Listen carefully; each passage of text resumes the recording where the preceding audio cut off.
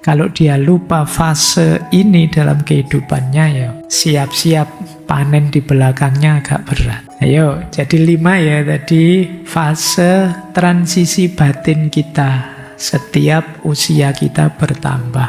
Mengaji hening bersama Dr. Fahrudin Faiz. Mari kita simak. Saya lanjutkan. Ada kalimat lagi di bagian awal buku beliau.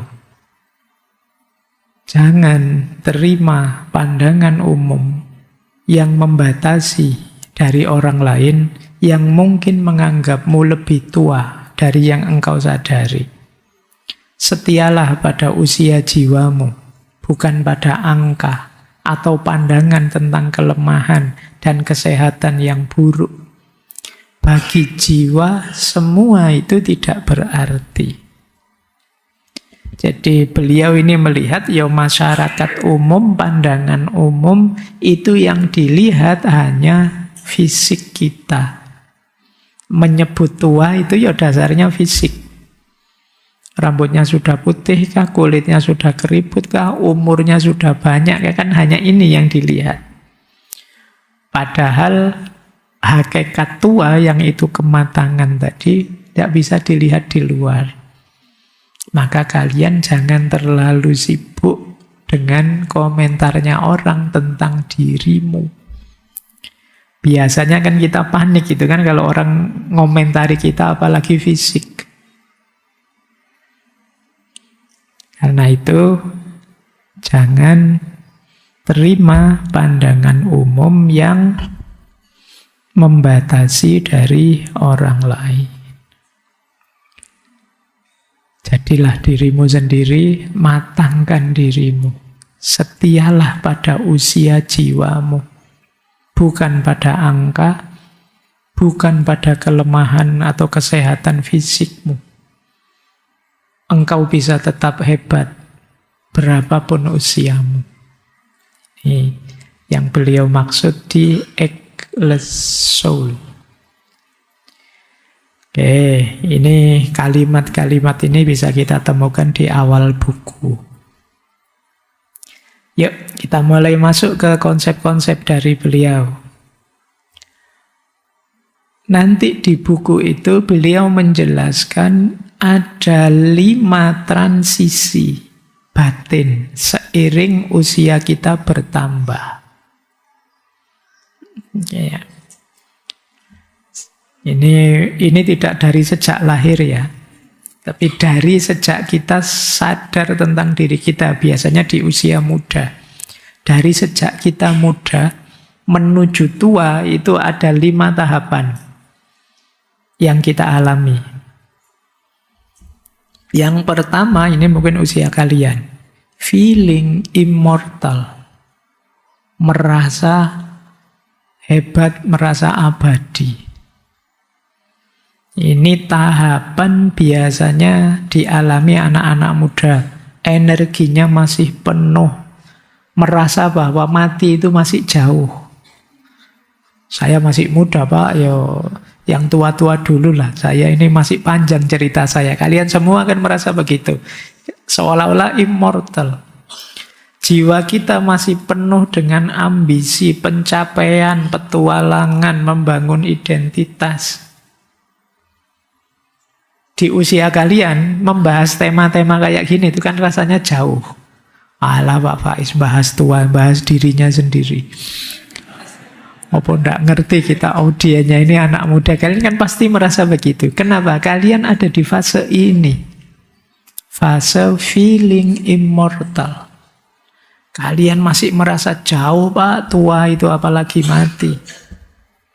Tapi kalian tidak salah, karena memang fase inilah yang nanti banyak menggerakkan kalian untuk apa? Mengeksplorasi hidup.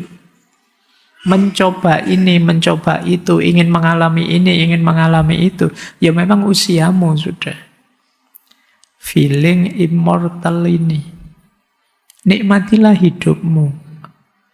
Eksplorlah seluas mungkin. Pikniklah yang jauh. Jalan-jalan kemana-mana, tidak masalah. Usiamu memang. Alami macam-macam hal dalam hidup. Wajar. Jangan malu-malu. Jadi kan sering mungkin ada ya karena belajar filsafat, belajar tasawuf kan merasa wah ini tidak hakiki Pak. Wah, engkau wae nikmati dulu hidupmu. Karena kalau kamu belum bisa menikmati hidupmu, gimana kamu ridho dengan ketetapannya Allah atas hidupmu? Jadi healing lah, piknik lah, dolan lah yang jauh. Usiamu memang usia itu, explore lah, tidak masalah. Jadi jangan malu-malu, jangan menipu diri, juga jangan menyiksa dirimu. Memang fase ini fasemu. Meskipun kata Thomas More akan lebih wise, lebih bijak. Iya saya nikmati tapi saya tidak lupa bahwa hidup ada akhirnya. Jadi tetap harus siap-siap. Ini yang di fase pertama, jadi transisi pertama. Kalau sudah di sini, nanti ada fase kedua. Ini mulai first stage of aging.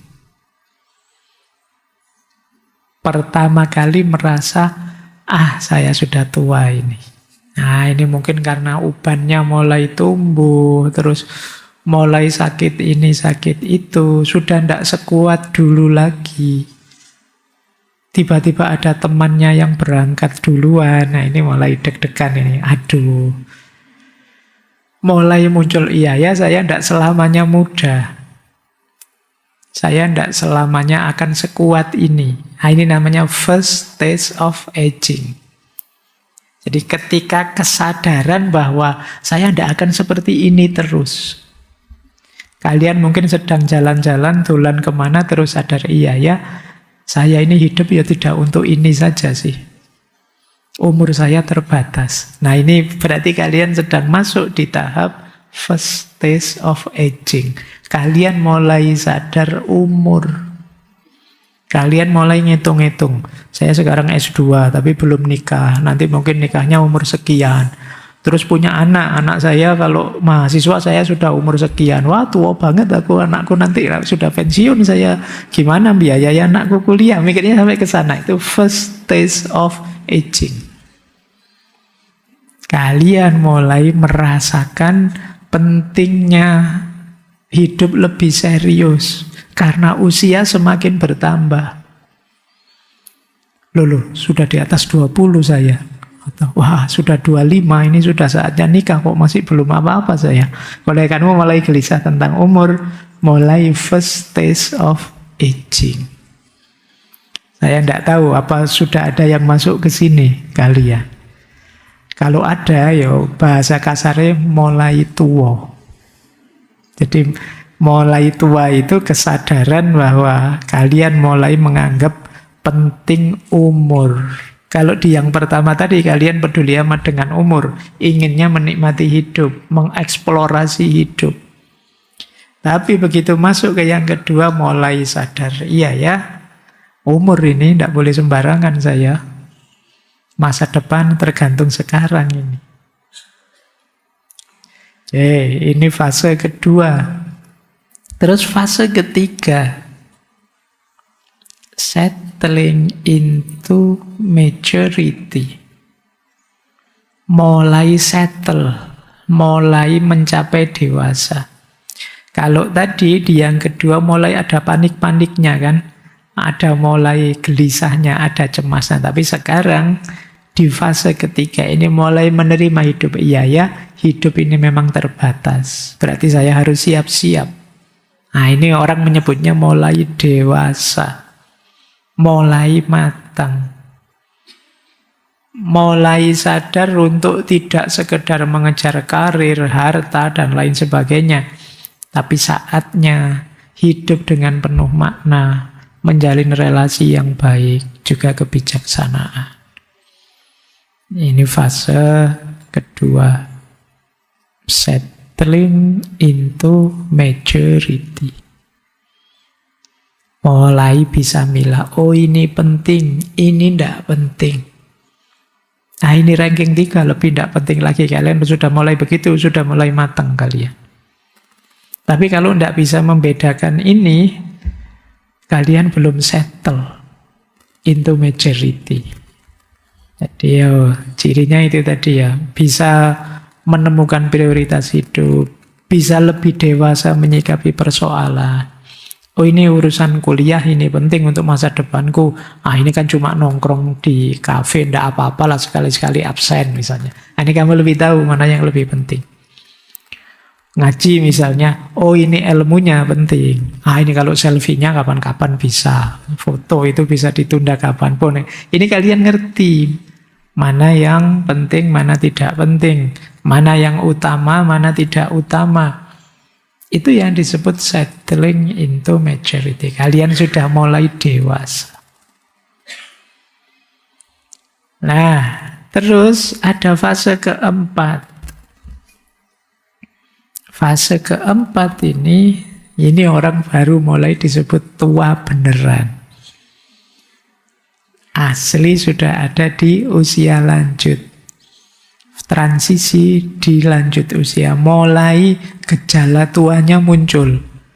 Sakit-sakitan, pensiun, dan lain sebagainya.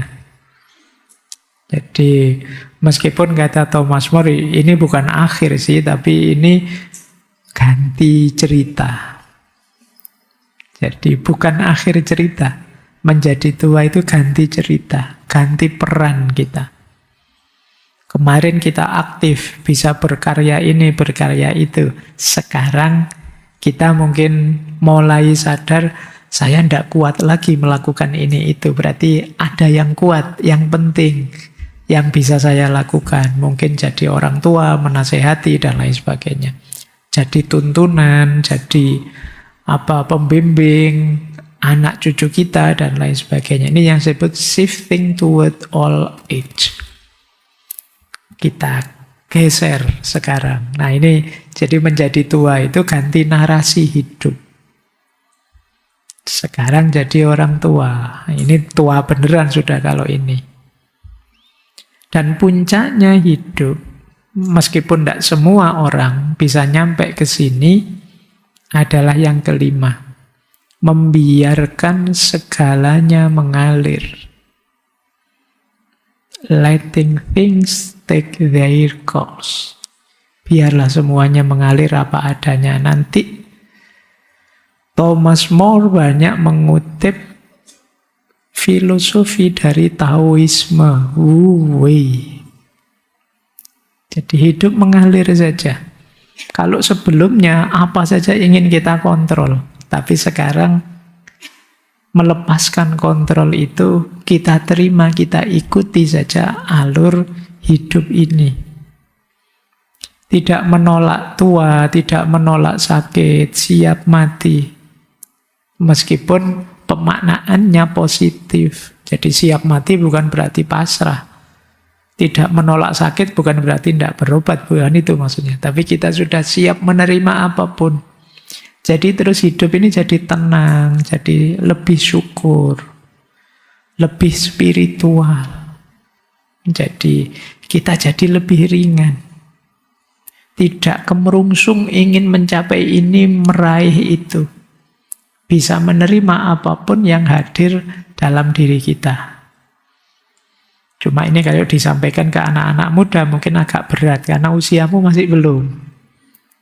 Pak, masa hidup begitu, Pak, mungkin kalian akan begitu. Usiamu masih belum. Tapi nanti di usia tua kalian akan merasakan sendiri bahwa akan lebih indah kalau kalian bisa melepaskan. Kalau kalian bisa sadar posisi dan peranmu yang sudah harus berubah. Kalau kalian bisa mengikuti saja ritme aliran hidup yang memang secara natural kadang memberi kita sakit, memberi kita lelah, memberi kita keterbatasan ini, keterbatasan itu. Justru bahagia kita ada di situ. Nah ini diingat-ingat yang bagian ini ya, untuk besok kalau kita tua. Cuma ya masih muda, ikuti seperti tadi ya. Ikuti dorongan jiwamu untuk mencapai ini, mencapai itu. Target ini, target itu. Ngeritik ini, ngeritik itu. Demo ini, demo itu, monggo saja. Ya memang usiamu di situ. Tapi nanti, pada akhirnya kalian harus sadar keterbatasanmu. Jadi itulah kenapa nanti seperti kisah di Simone de Beauvoir 2 minggu yang lalu. Ketika Buddha Gautama melihat bahwa hidup ini ternyata memang hakikatnya menderita. Karena semua orang pasti tua, pasti sakit, dan pasti mati. Siapapun dia, sehebat apapun dia, sebesar apapun gajinya. Itu dia nanti akan mengalami tua, mengalami sakit, dan mengalami mati. Kalau dia lupa fase ini dalam kehidupannya siap-siap panen di belakangnya agak berat. Ayo, jadi 5 tadi fase transisi batin kita. Setiap usia kita bertambah. Dimulai yang paling muda, kemudian tadi memasuki gerbang tua, nyaman di usia tua, sampai akhirnya bisa melepaskan, membiarkan segalanya mengalir. Baik, ambil nafas dulu, biar kalian tidak tegang. Insya Allah semuanya besok tua kok. Tidak harus dilawan tua itu. Ya, ini isu-isu utama dari buku itu. Kalian bisa cari judul-judul subbab ini di buku itu ya. Nanti ada Old Body, Young Soul. Tubuh boleh tua, tapi jiwa tetap muda. Ini yang jadi nyawa teorinya. Less soul tadi ya.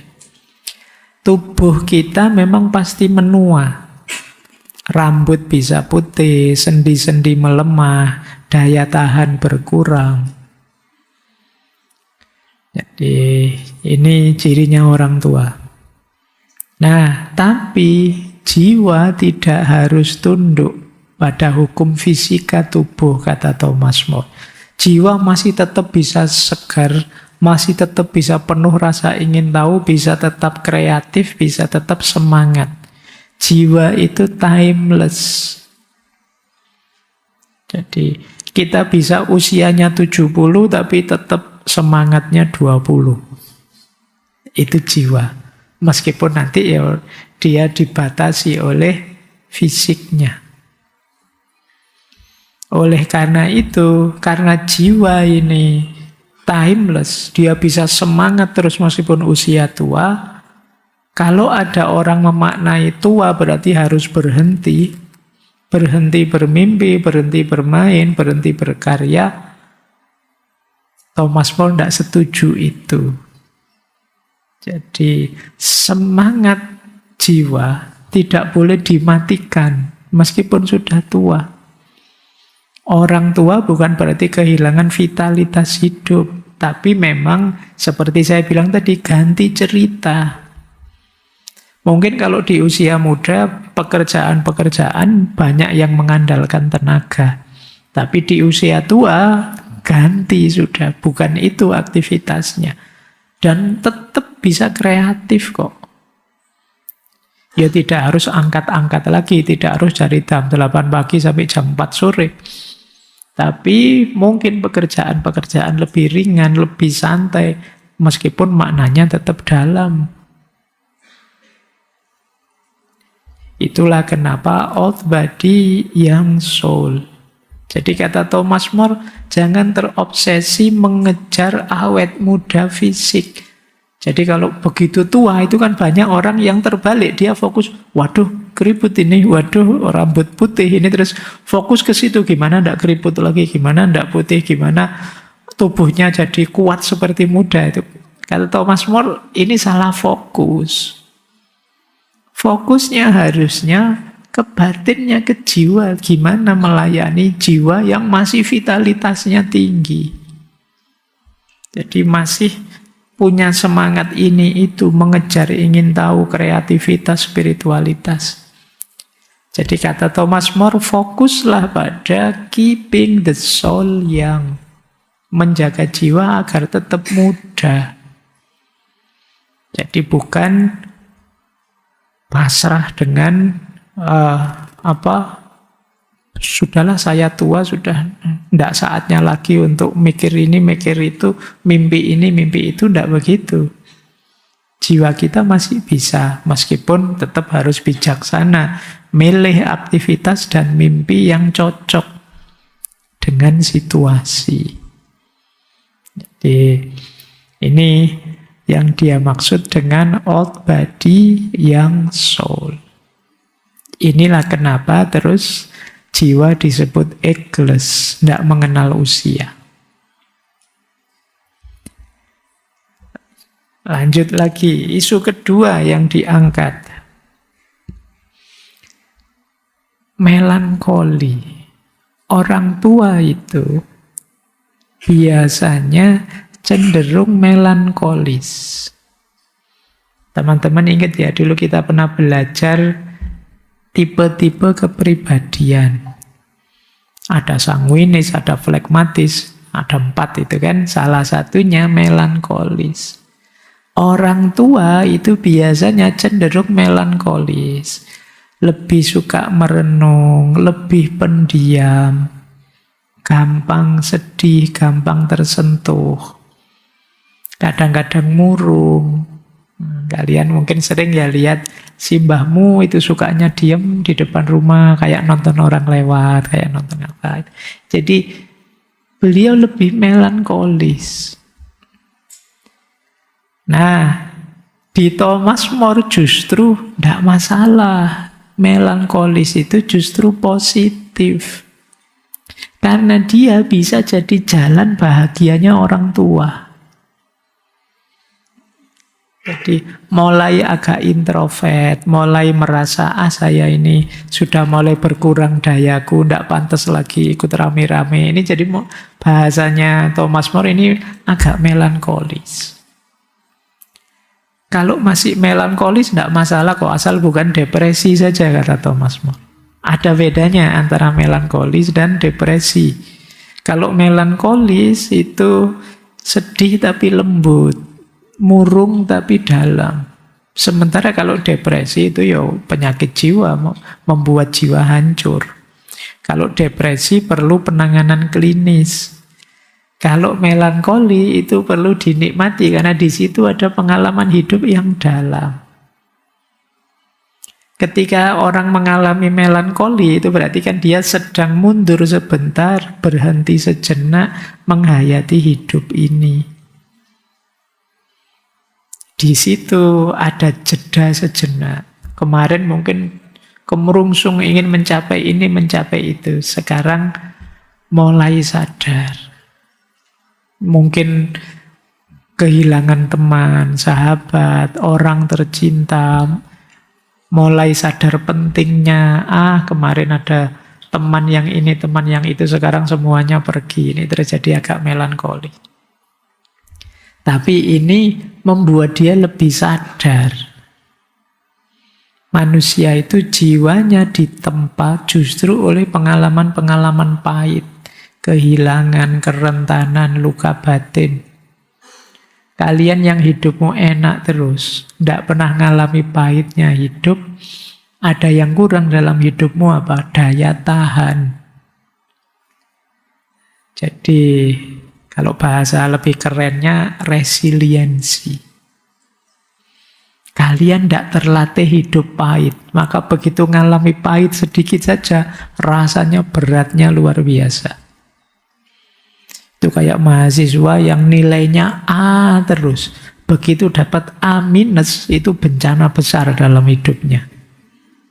Bandingkan dengan kalian yang bijine DE gitu terus.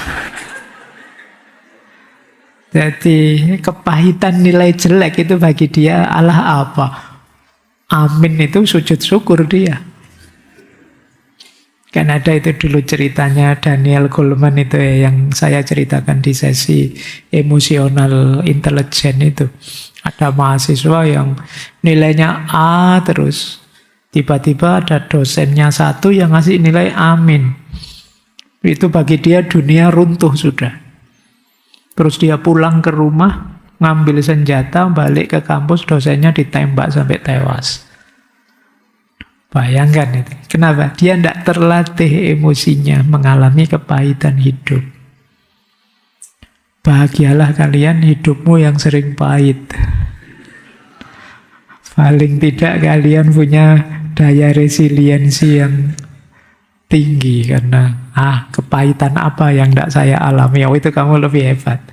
Dibandingkan mungkin temanmu yang enak, terus nyaman, terus hidupnya. Dari sisi ini loh ya, ketangguhan menghadapi situasi. Karena toh kita tidak tahu di depan situasi yang menghadang kita apa. Sekarang kalian bahagia, misalnya uangmu banyak. Sementara temanmu tidak punya uang. Tapi temanmu yang tidak punya uang itu lebih daya tahannya tinggi. Kalian tidak tahu di masa depan. Kalau tiba-tiba rekeningmu diblokir gimana? Kamu stres. Temenmu yang tidak punya uang, blokir lah rekeningku tidak ada isinya. Lebih tangguh menghadapi masalah. Oke ya, jadi itulah hidup. Pelajaran hidup itu seperti itu. Makanya kalau kata Konfusius itu pelajaran paling pahit itu dari pengalaman. Tapi ya menguatkan. Oke, jadi melankoli itu penting sih, gunanya juga banyak. Jiwa manusia itu tumbuh dalam kehilangan, kerentanan, luka batin. Dengan mengalami situasi melankoli, terus hati jadi lebih siap. Karena di situ orang merenungi hidupnya, menyadari situasinya. Dia bisa pada akhirnya menerima, iya ya hidup ini ya memang ada saatnya bersemangat muda, ada saatnya mulai lemah di usia tua. Pertemuan pasti ada perpisahan, teman-teman berangkat satu-satu. Ya memang itu kodrat alami. Ini hasilnya apa? Orang menarik diri sebentar ketika mengalami ujian eksistensial, cobaan-cobaan hidup. Itulah nanti yang oleh Thomas More disebut melankoli. Ya, baik. Jadi ini keadaan emosi yang mungkin gampang sedih, gampang murung, gampang merenung, kemudian teringat masa lalu, ingin kembali ke masa-masa itu. Ini ciri-ciri orang melankoli. Tapi yo ada gunanya, asal tidak bablas sampai depresi. Nah, kalau melankolinya berlebihan, bisa nanti sampai ke depresi. Tapi yo sampai level tertentu melankoli ini berguna. Paling tidak jadi rem dalam hidup kita untuk tidak berlebihan.